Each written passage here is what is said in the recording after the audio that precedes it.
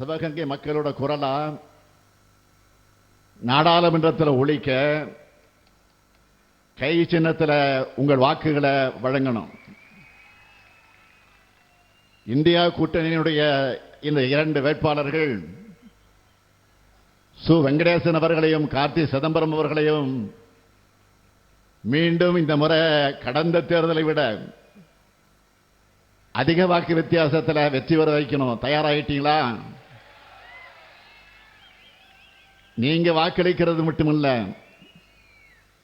இந்த ஸ்டாலின் தூதுவனா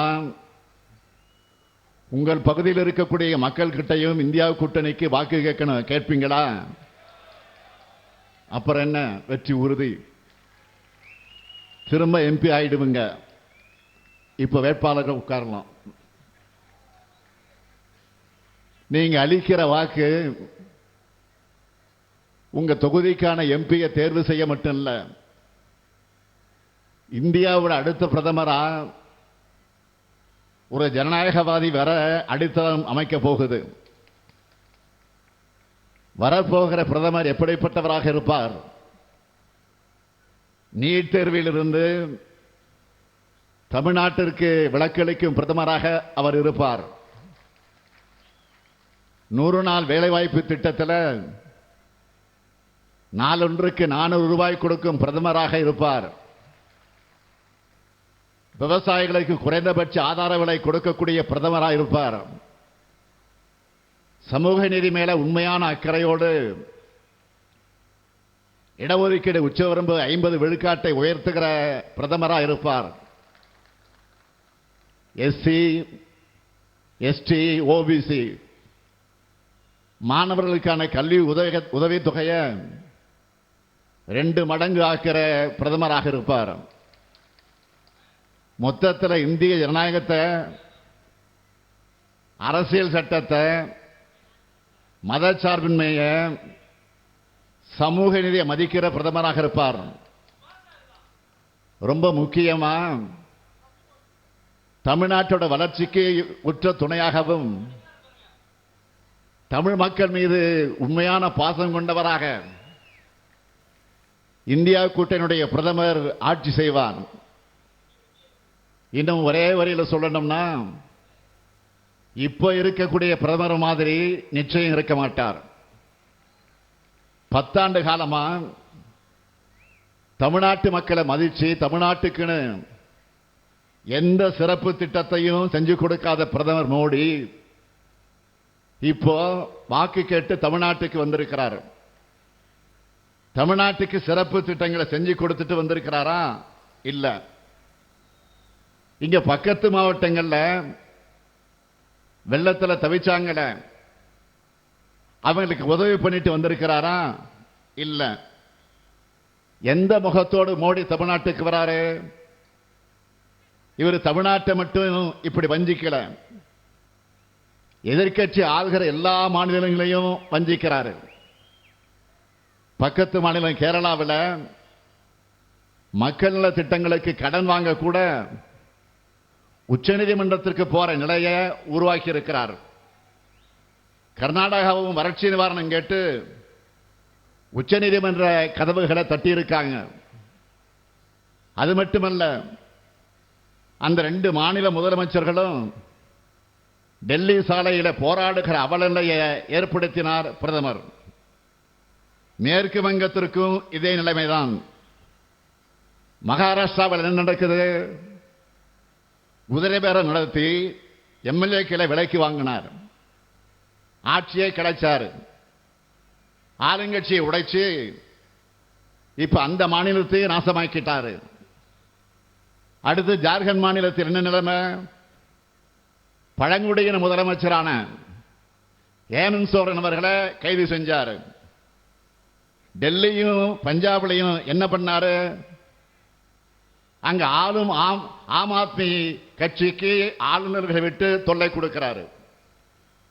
டெல்லி முதலமைச்சர் அரவிந்த் கெஜ்ரிவால் தேர்தல் அறிவிச்சதுக்கு அப்புறம் கைது பண்ணார். எதிர்கட்சிகள் ஆளுகிற மாநிலங்களை மட்டும் இடி, ஐடி, சிபிஐ கவர்னர்களை வச்சு தொல்லை கொடுப்பார். இதுதான் மோடி இந்தியா. இவரை எதிர்த்து யாராவது பேசினா என்ன நடக்கும்? சமீபத்திய உதாரணம், ஜம்மு காஷ்மீர் மாநிலத்தில் ஆளுநராக இருந்த சத்யபால் மாலிக். அவர் என்ன சொன்னாரு? 2019 நடந்த புல்வாமா தாக்குதல் அரசியல் ஆதாயத்துக்காக எப்படியெல்லாம் பயன்படுத்தினாங்கன்னு சொன்னாரு. மோடிக்கு ஊழல் ஒழிக்கிற எண்ணம் இல்லை, ஊழல்வாதிகள் அவர் கூடவே இருக்கிறதால அவங்க மேல நடவடிக்கை எடுக்க மாட்டார்னு விளக்கமாக ஒரு பேட்டி கொடுத்தார். உடனே அவர் வீட்டில் சிபிஐ ரெய்டு. எவ்வளவு மலிவான அரசியல்! பெண் சக்தி, பெண்கள் பாதுகாப்பு பத்தி இப்போ தொடர்ந்து பேசுற பிரதமர் பாஜக எம்பி பிரிஜ்பூஷனால் பாலியல் துன்பத்துக்கு ஆளான மல்யுத்த வீராங்கனைகள் கண்ணிவிட்ட போது வாய் திறக்கவே இல்லையே. ஏன்?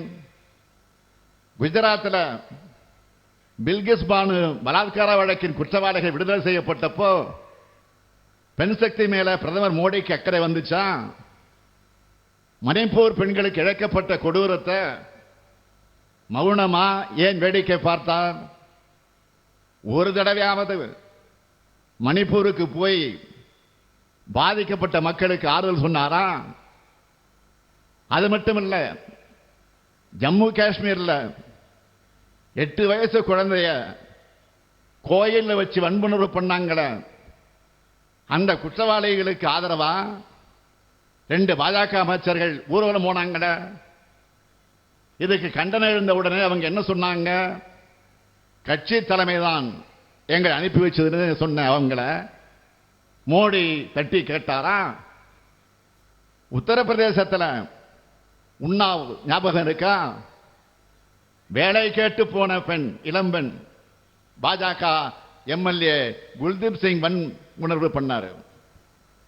இந்த புகார அந்த பொண்ணு சொல்லக்கூடாதுன்னு குல்தீப்போட சகோதரர் நண்பர்களும் சேர்ந்து அவரை கடத்தி மயக்க மருந்து கொடுத்து நாள் கணக்கில் கூட்டுப்பாடு வல்லுறவு செஞ்சாங்க. காப்பாத்த போன தந்தைய போலி வழக்கு போட்டு சிறையில் வச்சு அநியாயமா கொன்னாங்கள. நியாயம் கிடைக்காத விரக்தியில உத்தரப்பிரதேச முதலமைச்சர் யோகி வீட்டுக்கு முன்பு அந்த பெண் தீக்குளிக்க முயற்சி பண்ணாங்க. அப்புறம் கூட அந்த பெண்ணை வண்டியில் ஏற்றி கொல்ல முயற்சி நடந்தது. அதில் அவங்க அத்தை இறந்து போனாங்க. இதையெல்லாம் வேடிக்கை பார்த்தது யாரு? பிரதமராக இருக்கக்கூடிய மோடி தான். ஆத்திராஸ் மறந்து போச்சா? அப்பாவை தலித் பெண் ஒருவர் வன்முணர்வு செய்யப்பட்டார், இறந்தார். அவருடைய உடலை பெற்றோர் சம்பந்தம் இல்லாமல் பெட்ரோல் ஊத்தி போலீஸை எரிச்சாங்களே. பாதிக்கப்பட்ட குடும்பத்தை பார்த்து ஆறுதல் சொல்ல கூட சகோதரர் ராகுல் காந்தி அவர்களும் பிரியா காந்தி ஆகியோருக்கு அனுமதி மறுத்தாங்களே. இப்படிப்பட்ட காட்டாட்சி தான் பாஜக ஆட்சி. பெண்களுக்கு சுதந்திரம் கொடுக்க கூடாதுன்னு பாஜகவை சேர்ந்த முதலமைச்சர் யோகி பேசினார். இதையெல்லாம் மோடி தடுத்தாரா? மோடி இந்த நாட்டுக்கு செய்தது என்ன? ஒரு தாய் மக்களா வாழுற மண்ணில் மதவெறிய விதைச்சி பிளவுபடுத்தினார். மக்களுக்காக பேசுறவங்களை சிறைகளை தள்ளி ரசிச்சாரு. எழுத்தாளர் கௌரி லங்கேஷ் கல்புர்கி கொல்லப்பட்டதை மௌனமா வேடிக்கை பார்த்தார். மதவெறியர்களுடைய வன்முறையையும் கொலைகளையும் தாராளமயமாக்கினார். இப்படிப்பட்டவரை தமிழ்நாட்டு மக்கள் ஒரு நாளும் ஏத்துக்க மாட்டாங்க. அது ஜூன் 4ஆம் தேதி அவருக்கு தெரியத்தான் போகுது. இப்ப புதுசா என்ன சொல்றாரு? நாம் தான் வளர்ச்சி திட்டங்களை தடுத்தோமாம். எவ்வளவு பெரிய போய் அண்ட புழுகு ஆகாச புழுகு சொல்லுவாங்களே, அது மாதிரி தான் இருக்கு. பாஜக தமிழ்நாடு வளர்ச்சிக்கு தடுத்த திட்டங்களை பட்டியல் போடலாமா? தென் மாவட்ட இளைஞர்களுக்கு அவர்களுக்கு வேலை வாய்ப்பு வழங்க அன்னை சோனியா அவர்களும் பிரதமர் மன்மோகன் சிங் அவர்களும் முத்தமிழ் கலைஞர் அவர்களும் இதே மதுரையில் வந்து தொடங்கினாங்க சேது சமுத்திர திட்டத்தை. அதை இதுவரைக்கும் முடக்கி வச்சிருக்கிறாங்களே. ஏன் 10 ஆண்டு காலத்தில் அவங்க அறிவிச்ச ஒரே ஒரு சிறப்பு திட்டமான எய்ம்ஸ் மருத்துவமனையை கூட கட்டித்தராம தமிழ்நாட்டுக்கு மன்னிக்க முடியாத துரோகங்களை செஞ்சாங்களே. இந்த எய்ம்ஸ் கூட அறிவிச்சு மற்ற பாஜக ஆளுகிற மாநில எய்ம்ஸ் மருத்துவமனை எல்லாம் பயன்பாட்டுக்கு வந்துருச்சு. ஆனா மதுரைக்கு எய்ம்ஸ் வரல. நாம கட்டுகிற ₹1 வரிக்கு 29 பைசா மட்டும் திருப்பி கொடுத்து நிதி நெருக்கடியை உருவாக்குறாங்க.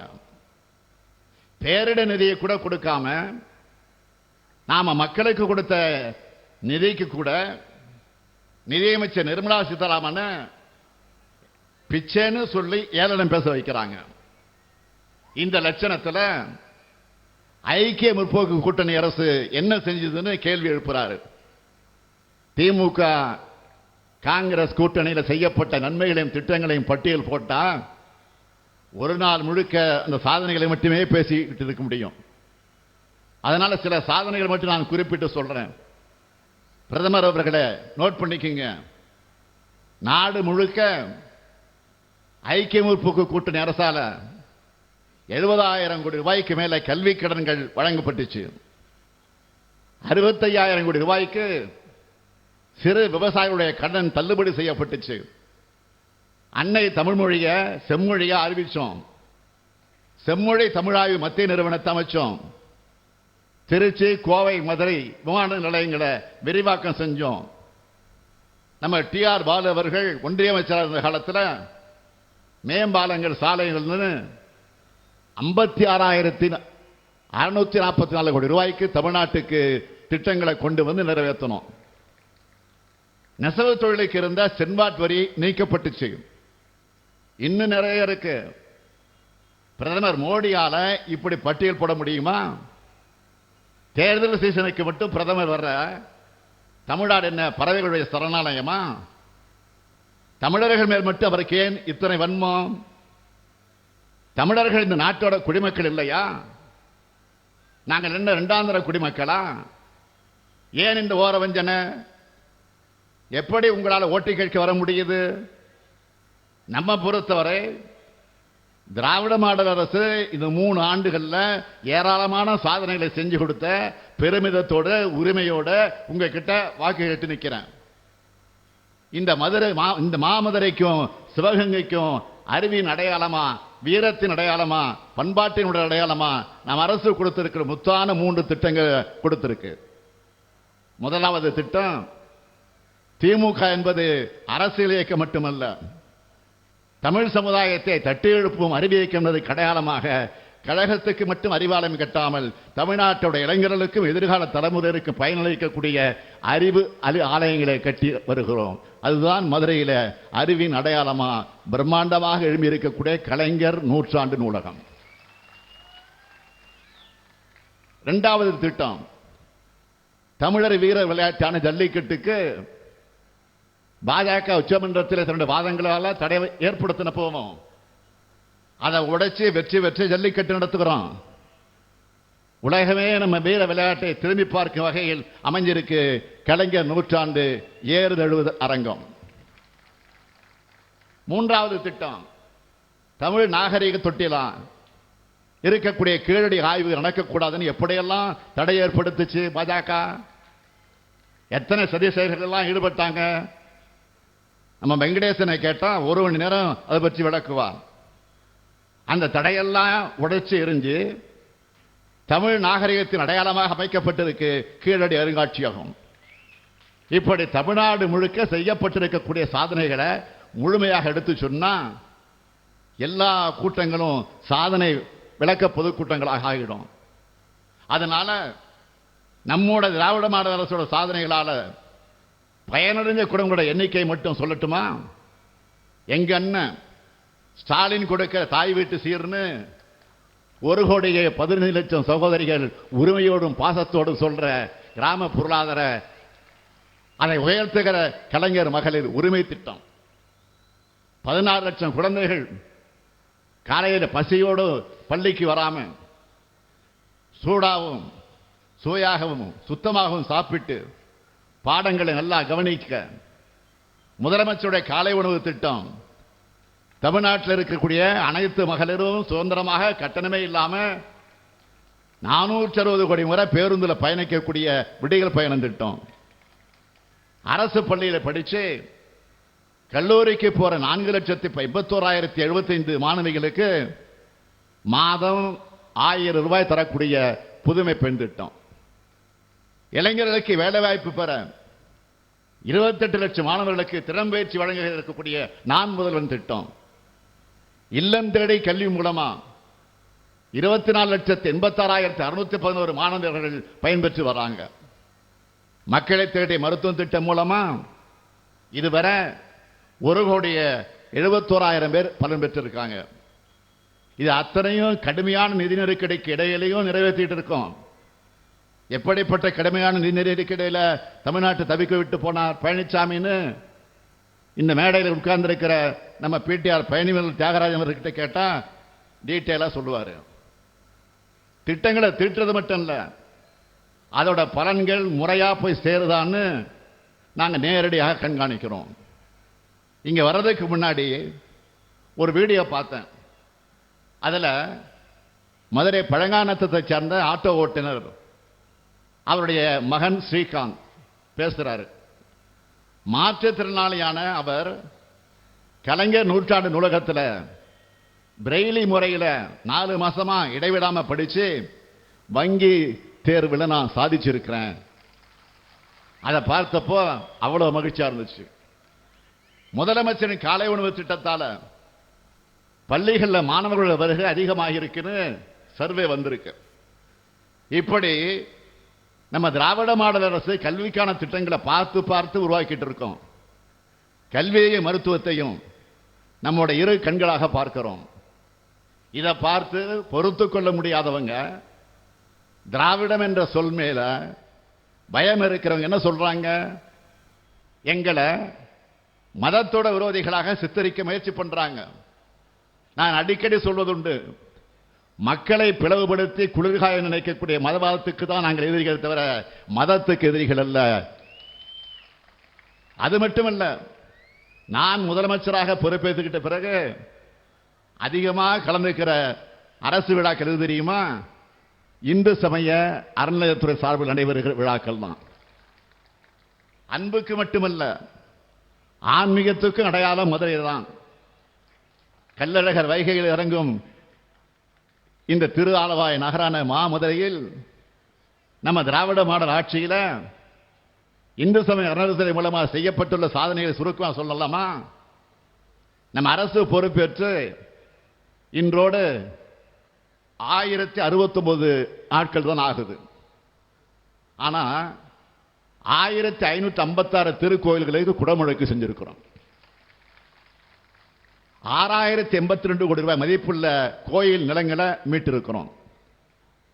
கிராமப்புற கோயில்கள் மற்றும் ஆதிராவிடர் மற்றும் பழங்குடியில் வசிக்கக்கூடிய பகுதியில் ஆண்டுக்கு 1250 கோயில்களுக்கு திருப்பணிகள் செய்ய கோயில் ஒன்றுக்கு 2 லட்சம் ரூபாய் நிதி ஒதுக்கி இருக்கிறோம். ஒரு கால பூஜை திட்டத்தின் கீழே இருக்கக்கூடிய திருக்கோயில்களில் பணிபுரியக்கூடிய பூசாரிகளுக்கு முதன்முறையாக மாத ஊக்குத்தொகை 1000 ரூபாய் வழங்கப்பட்டு வருது. இறைவனுடைய கோயிலில் சமத்துவ நிலவுன்னு அனைத்து சாதியினரும் அர்ச்சகர் என்ற சட்டத்தை நிறைவேற்றி காட்டியிருக்கிறோம். ஆலயங்களில் அன்னை தமிழ் ஒலிக்க ஏற்பாடு செஞ்சிருக்கிறோம். ஏழைகளின் சிரிப்பில் இறைவனை காண்போம் என்ற பேரறிஞர் அண்ணாவினுடைய முழக்கத்திற்கேற்ப 11 பெரிய திருக்கோயில்களில் முழுநேர அன்னதானம் தொடங்கப்பட்டு ஒரு நாளைக்கு 1 லட்சம் பேர் பசியார உணவு உண்கிறார்கள். 17 திருக்கோயில்களில் மருத்துவ மையங்கள் ஏற்படுத்தப்பட்டு இதுவரை 4,70,70,000 பக்தர்கள் பயனடைந்திருக்கிறாங்க. திருக்கோயில்கள் சார்பில் கல்லூரிகளும் பள்ளிகளும் தொடங்கப்பட்டு கல்லூரிகளில் 11,065 மாணவ மாணவியர்களும் பள்ளிகளில் 13,065 மாணவ மாணவிகளும் படிக்கிறாங்க. அதனால தான் திராவிட மாடல் அரசு பக்தர்கள் போற்றும் அரசாக, அற்பர்கள் கதறக்கூடிய அரசாகவும் இன்றைக்கு இருக்கு. மக்களை பண்படுத்தத்தான் ஆன்மீகத்தை பயன்படுத்தணுமே தவிர பாஜக மாதிரி மக்களை பிளவுபடுத்த பயன்படுத்தக்கூடாது. நம்ம நாட்டை பாஜக 100 ஆண்டுகள் பின்னோக்கி இழுத்து சென்றிருக்கிறது. இந்தியாவை மீட்டு மீண்டும் வளர்ச்சி பாதையை நடைபெற வைக்க பல்வேறு வாக்குறுதிகளை தேர்தல் அறிக்கையில் சொல்லி இருக்கும். திமுகவோட பல வாக்குறுதிகள் காங்கிரசுடைய தேர்தல் அறிக்கையிலும் எதிரொலிச்சிருக்கு. சிலவற்றை மட்டும் தலைப்புச் செய்தியா நான் சொல்றேன். இந்தியா கூட்டணி ஆட்சி அமைஞ்சதும் நாடு முழுவதும் சமூக பொருளாதார சாதி வாரியான கணக்கெடுப்பு நடத்தப்படும். எஸ்சி எஸ்டி ஓபிசி பிரிவினருக்கான காலி பணியிடங்கள் ஓராண்டிற்குள் நிரப்பப்படும். சர்வதேச சந்தையில் கச்சா எண்ணெய் விலை குறைந்தாலும் இந்திய மக்கள் கிட்ட பாஜக அரசு அதிக விலைக்கு வித்து லாபம் பார்த்த பெட்ரோல் டீசல் கேஸ் விலை குறைக்கப்படும். சிறுபான்மையின மக்களுக்கான எதிரான சட்டங்கள் ரத்து செய்யப்படும். தொழிலாளர் விரோத சட்டங்களும் ஜிஎஸ்டி சட்டமும் சீர்திருத்தம் செய்யப்படும். விவசாயிகள் கூட்டுறவு அமைப்புகளையும் வங்கிகளில் வாங்கியிருக்கக்கூடிய கடனும் வட்டியும் தள்ளுபடி செய்யப்படும். தேசிய நெடுஞ்சாலைகளில் மக்களை சுரண்டுகிற சுங்கசாவடிகள் முற்றிலுமாக அகற்றப்படும். வங்கிகள் மினிமம் பேலன்ஸ் இல்லைன்னு சொல்லி அபராதம் விதிக்கக்கூடிய முறை நீக்கப்படும்.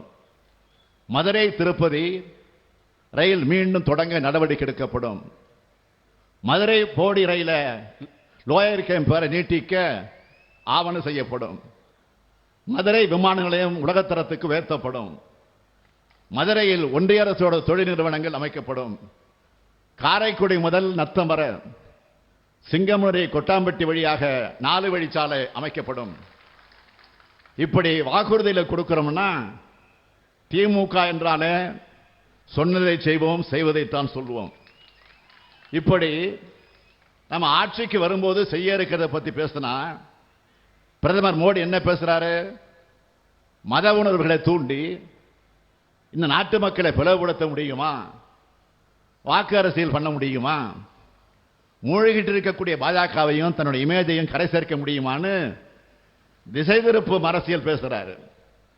மக்கள் ஆதரவோட நாடு முழுக்க பேசப்படுகிற நம்முடைய திராவிட மாடல் அரசு குஜராத் மாடல்னு போட்டோஷாப் மூலமா போலியா கட்டமைச்சு அந்த மாடலை உடைச்சி நொறுக்கிடுச்சே என்ற அந்த வன்மத்தில் தமிழ்நாட்டுக்குள்ள மட்டும் பொய் பிரச்சாரம் செய்வதில்லை, வட மாநிலங்களையும் தமிழ்நாட்டை பற்றி பொய்யான தகவல்களை ஆதாயம் தேட முயற்சிக்கிறார் பிரதமர். இன்னொன்று சொல்லுகிறார், கொடுத்த வாக்குறுதிகளில் 99 விழுக்காட்டை நிறைவேற்றிட்டேன்னு சொல்ற பிரதமர் மோடி அவர்கள் வெளிநாடுகளிலிருந்து கருப்பு பணத்தை மீட்டுட்டாரா? எல்லா இந்தியர்களுடைய வணிகை கணக்கிலையும் 15 லட்சம் ரூபாய் போடுவேன்னு சொன்னாரே, போட்டுட்டாரா? ஆண்டுக்கு 2 கோடி பேருக்கு வேலை, 10 ஆண்டுகள் 20 கோடி பேருக்கு வேலை கொடுத்துட்டாரா? உழவர்களுடைய வருமானத்தை 2 மடங்கு ஆக்கிட்டாரா? விலைவாசியை குறைச்சிட்டாரா? இந்திய நதிகளை இணைச்சிட்டாரா? எல்லோருக்கும் வீடு கொடுத்துட்டாரா? குழாய் மூலம் எரிவாயு இணைப்பு கிடைச்சிடுச்சா? பெண்களுக்கான நடமாட வங்கின்னு சொன்னார, அதை எங்கேயாவது நடமாடி பார்த்தீங்களா? பெண்களுக்கு 33 விழுக்காடு இடஒதுக்கீடு செயல்படுத்திட்டாரா? வடகிழக்கு மாநிலங்களோட வளர்ச்சிக்கு முக்கியத்துவம் தரப்படும் சொன்னார, மணிப்பூருக்கு நேர்ந்தது என்ன? அரசியல் தலையீடு இல்லாம புலனாய்வு அமைப்புகளை செயல்படணும் சொல்லிட்டு இடி, ஐடி, சிபிஐ எல்லாம் இன்னைக்கு பாஜகவினுடைய துணை அமைப்புகளாக மாத்திட்டாரு. அது மட்டும் இல்ல, தமிழ்நாட்டுக்கு வந்தா வணக்கம், எனக்கு இட்லியும் பொங்கலும் பிடிக்கும், தமிழ் பிடிக்கும், திருக்குறள் பிடிக்கும், ஓட்டு போடுங்க கேட்கிற பிரதமர், நாம கேட்கிறோம் தமிழ் பிடிக்குன்னு சொல்லிட்டு தமிழ் வளர்ச்சிக்கு 74 கோடி ரூபாய் தான். ஆனா சமஸ்கிருதத்தினுடைய வளர்ச்சிக்கு 1488 கோடி ரூபாய் ஏன் என்று கேட்கிறோம்.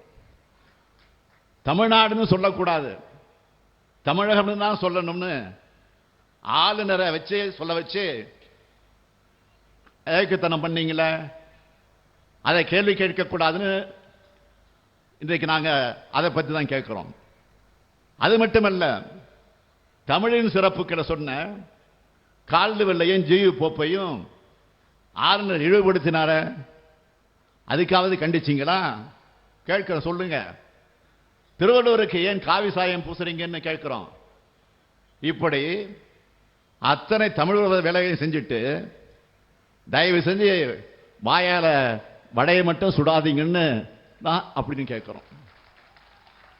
இப்படி தமிழுக்கும் தமிழ்நாட்டுக்கும் தமிழினத்துக்கும் விரோதமாக இருக்கிற பாஜகவுக்கு பாதம் தாங்கியா இருந்து தமிழ்நாட்டுக்கு கிடைக்கப்பட்ட அத்தனை துரோகங்களுக்கு துணையா இருந்தவர் பழனிசாமி. அவர் இப்போ என்ன பிளான்ல இருக்காரு? வாக்குகளை பிரிச்சு பாஜகவுக்கு உதவுங்கிற பி டீமா வந்திருக்கிறார் பழனிசாமி. கூட்டணியிலிருந்து வெளியே வந்துட்டோம்னு கபட நாடகம் நடத்துறாரு. எங்கேயாவது பாஜகவையோ மோடியையோ விமர்சிச்சு ஒரு வார்த்தை மறந்து எங்கேயாவது பேசுறாரா? மண்புழுவா ஊர்ந்து பச்சோந்தியா மாறி பாஜகவுக்கு பார்ட்னரா இருந்த பழனிசாமியால தமிழ்நாட்டுக்கு கிடைச்ச நன்மை என்னன்னு ஏதாவது இருக்கா? துரோகத்துக்கு உருவம் இருந்தா அது பழனிசாமி தான். உலகத்துக்கு காட்டினதை விட வேற என்ன செஞ்சிருக்கிறார்? தன்னை சுற்றி இருந்த அத்தனை பேருடைய முதுகலையும் குத்தினவர் தான் முதுகெலும்பு இல்லாத பழனிசாமி. பதவி வாங்க காரணமாக இருந்த அம்மையார் சசிகலா, டிடிவி தினகரன் ஆகியோருக்கு துரோகம் செஞ்சார். பதவியை தொடர துணையா இருந்த ஓ பன்னீர்செல்வத்துக்கும் துரோகம் செஞ்சார். இப்படி குழப்பங்கள் நிறைந்த துரோக கதை தான் பழனிசாமியோட கதை.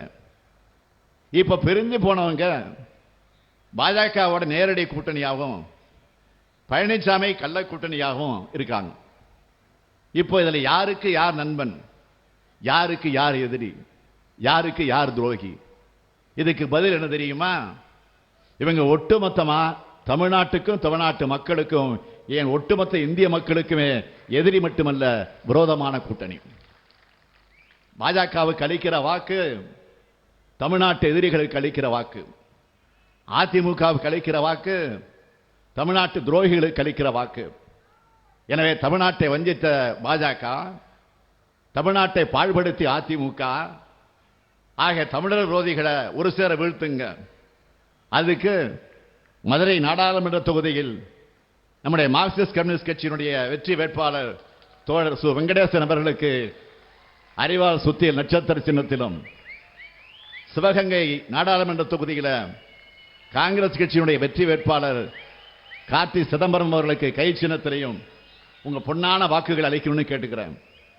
நீங்க அளிக்கிற வாக்கு இந்தியாவை காக்கட்டும், தமிழ்நாட்டை காக்கட்டும், நம்முடைய எதிர்கால தலைமுறையை காக்கட்டும், பாசிசத்தை வீழ்த்த இந்தியாவை காக்க உங்கள் ஸ்டாலின் அழைக்கிறேன். 40 நமதே, நாடும் நமதே. 40 நாடும், 40 நாடும், 40. நன்றி, வணக்கம்.